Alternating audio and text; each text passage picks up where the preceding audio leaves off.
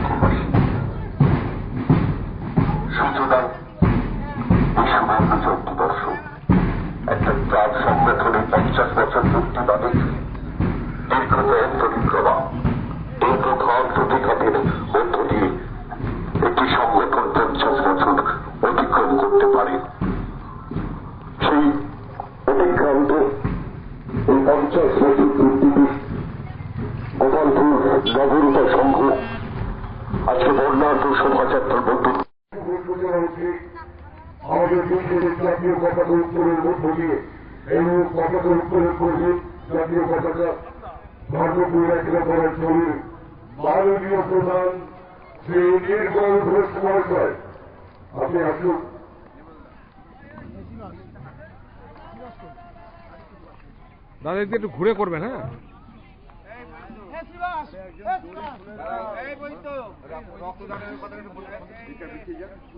হ্যাঁ ঠিক আছে।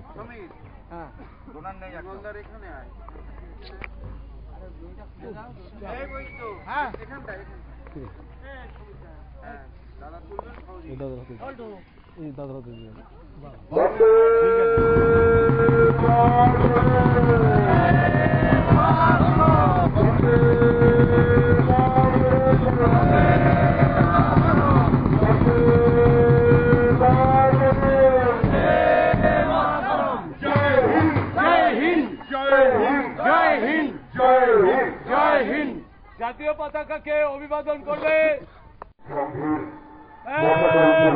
সাবধান।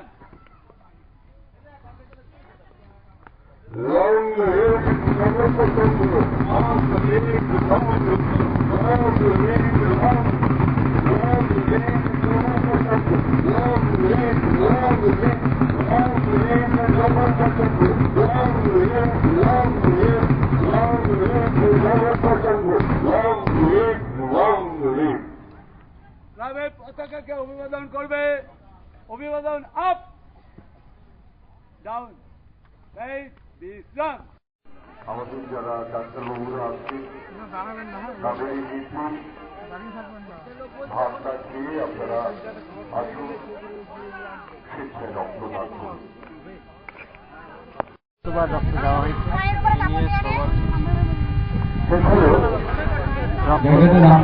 দিয়ে উপকার কি হয়?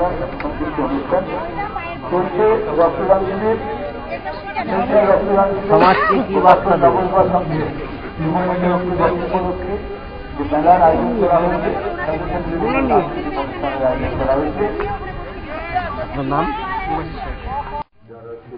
রক্ত প্রদান করে কেমন লাগছে?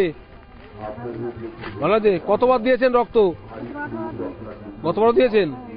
রক্ত দিলে ভালো লাগে? মহিলারা তো কম আসছে, কি বলবেন? আরো মহিলারা যাতে আসে। আচ্ছা, আপনার বাড়ি কোথায়? হ্যাঁ, এখানেই বাড়ি। আচ্ছা, নমস্কার, আমি সনদ ঘোষ, ক্লাবের প্রাক্তন সভাপতি।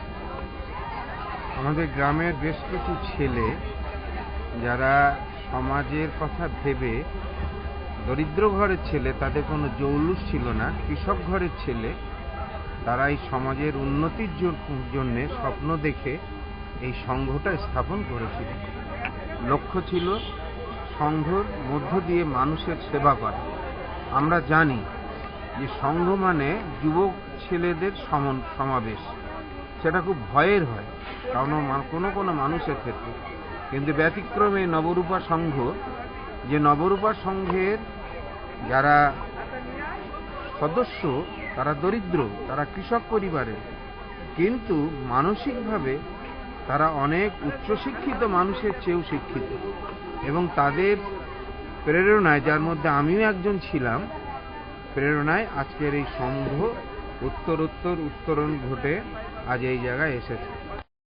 আমি প্রাক্তন সভাপতি হিসেবে এইটুকু বললাম, কিন্তু আমার খুব গর্ব হয় যে এই ছেলেরা আজকের এই সংঘকে এই জায়গায় নিয়ে এসে পৌঁছিয়েছে, তার জৌলুস এই জায়গায় নিয়ে এসেছে, খুব পরিশ্রম করে, খুব লড়াই করে, খুব দারিদ্র্যের মধ্য দিয়েও লড়াই করে যে আমরা ক্লাবকে তৈরি করেছিলাম।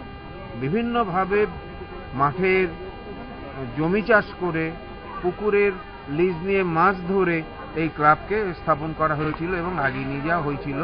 এবং এই ক্লাবের মধ্য দিয়ে বিভিন্ন সামাজিক যে উপকার, কি সামাজিক অনুষ্ঠান করেন? রক্তদান, কেউ অসুস্থ হলে তাকে নিয়ে হাসপাতালে যাওয়া, আমরা কলকাতা অবধিও ছুটেছি, বাস বন্ধ, অন্যভাবে যে করেই হোক তাদেরকে নিয়ে গেছি, বাঁচিয়ে নিয়ে এসেছি।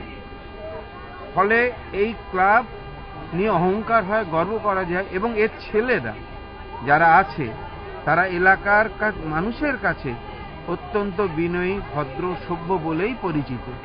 এবং ভবিষ্যতে আমাদের ক্লাবের যে ধারাবাহিকতা আমরা যেটা শুরু করেছিলাম, বর্তমানে সেই ধারাবাহিকতা, মানুষের সেবা করা, মানুষের প্রয়োজনে দাঁড়ানো, মানুষের কাছে বন্ধু হয়ে ওঠা, এই কাজ তারা করে চলেছে। আমাদের এই আজকে গুটি গুটি পায়ে পথ চলার পরে আমরা 50 বছর অতিক্রম করলাম। এই 50 বছর পূর্তি উপলক্ষে আমরা সুবর্ণ জয়ন্তী বর্ষ উদযাপন উপলক্ষে অনুষ্ঠান এবং মেলার আয়োজন করেছি আজকের এই গোপালপুর ফুটবল খেলার মাঠে। আজকে এই অনুষ্ঠানে আমাদের সকল অতিথি এবং সবার শুভাগমন আমরা আন্তরিকভাবে কামনা করছি এবং সেই সঙ্গে মেলা যাতে সুষ্ঠুভাবে পরিচালিত হয় তার জন্য আমরা সবার আন্তরিক সহযোগিতা চাই। আজকের এই অনুষ্ঠানে আমাদের প্রথম দিনের কর্মসূচি সব থেকে বেশি, অন্য দিনগুলোতে আমাদের ওই 2:30 থেকে রাত 10টা পর্যন্ত প্রোগ্রাম আছে, তার মধ্যে সামাজিক অনুষ্ঠান বেশি এবং সাংস্কৃতিক এবং বিনোদনমূলক অনুষ্ঠানের আয়োজন করা আছে। আমাদের ক্লাব বিভিন্ন সামাজিক কাজেই অংশগ্রহণ করে, যেরকম আমরা শুধু গভর্নমেন্ট রেজিস্টার্ড নয়, আমাদের ক্লাব ভারত সরকারের নেহেরু যুব কেন্দ্র অনুমোদিত এবং বর্তমান প্রধানমন্ত্রীর যে মাই ভারত অ্যাপস, মাই ভারত লিস্টেড আমাদের ক্লাব। আমাদের সেন্ট্রাল প্রজেক্ট আজকে এসে গেছে। আমাদের 13 তারিখে যে বিবেকানন্দের জন্মদিন উপলক্ষে আমাদের প্রজেক্টটা দেওয়া হয়েছে, সেই প্রজেক্ট আমরা 13 তারিখে করব। ইতিমধ্যে আমরা এখন আমার তথ্য সম্প্রচার দপ্তরে যেখানে আজকে যে অনুষ্ঠান হয়, আমরা সরাসরি আমাদের ওই অ্যাপসের মাধ্যমে আমরা দিল্লিতে পাঠাই, দিল্লি তথ্য সংস্কৃতি দপ্তর থেকে সেগুলো সম্প্রচার করা হয় এবং বিভিন্ন সেন্ট্রালের যে প্রজেক্টগুলো দেওয়া হয় সেগুলো আমরা করি। যেমন ধরেন বিভিন্ন ক্লাবে গিয়ে যে নারী পাচার বা যে সমস্ত অশুভ কাজকর্ম চারিদিকে হচ্ছে, সেইগুলোর বিরুদ্ধে একটা প্রতিবাদ গড়ে তোলা এবং বিভিন্ন রকম ডে সেলিব্রেশন এবং প্রচারমূলক অনুষ্ঠান, র্যালি ফ্যালি এগুলো আমরা করে থাকি। মেলার সঙ্গে সঙ্গে আপনার আশেপাশের গ্রামের তো মানুষই অংশগ্রহণ করেন। আর আমাদের ক্লাবের মূল খেলার এই ক্লাবের মূল এটা হচ্ছে সেটা হচ্ছে ফুটবল খেলা। একসময় বিশাল নাম ছিল আমাদের ফুটবল খেলায়, এখনও এবছর চালিয়েছি আমরা এই মহালয়া উপলক্ষে ফুটবল খেলা। একটা সময় আমাদের এই মাঠের যে দাতা স্বর্গীয় বঙ্কিমচন্দ্র স্মৃতি চ্যালেঞ্জ কাপ ও শিল্ডের 8 দলের ফুটবল পরিচালনা হতো। সেখানে আমাদের মোহনবাগান, ইস্ট বেঙ্গল, মোহামেডানের দিকপাল ফুটবলাররা সোহেল মান্না, ভাস্কর গাঙ্গুলি, লতিফ সাহেব, মানমান সাহেব, সাত্তার সাহেব এবং বিদেশ বোস, এরকম বহু নামি দামি প্লেয়াররা আমাদের এই মঞ্চে এসে তাদের আমাদের মঞ্চকে আলোকিত করেছেন। এবছরও এসেছিলেন আমাদের অতিথি হিসেবে শঙ্কর সাধু। এবারে মহালয়া খেলা হলো এবং 15 আগস্টের ডে সেলিব্রেশন আমাদের উদযাপন হয়েছিল। আমাদের ক্লাব বিভিন্ন রকম সেবামূলক কাজে সবসময় নিয়োজিত আছে এবং বিনোদনমূলক খেলাধুলো।